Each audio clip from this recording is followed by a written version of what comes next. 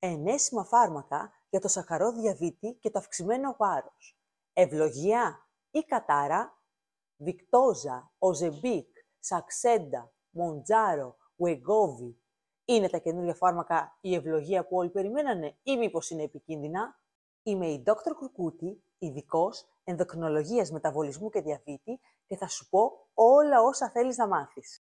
Τον τελευταίο 1,5 χρόνο, η κυκλοφορία ενός νέου φαρμάκου αποτελεσματικό για τη ρύθμιση του σαχαρό διαβήτη, αλλά κυρίως με εντυπωσιακά ποσοστά απώλειας βάρους της τάξης του 10 και 15% από το αρχικό σωματικό βάρος, συγκέντρωσε τεράστιο ενδιαφέρον. Δυστυχώς, πολλοί celebrities, ιδίως του Hollywood, βγήκαν ανοιχτά και είπαν ότι λαμβάνουν το φάρμακο αυτό για να αδυνατήσουν, προξενώντας παγκόσμια φρενίτιδα.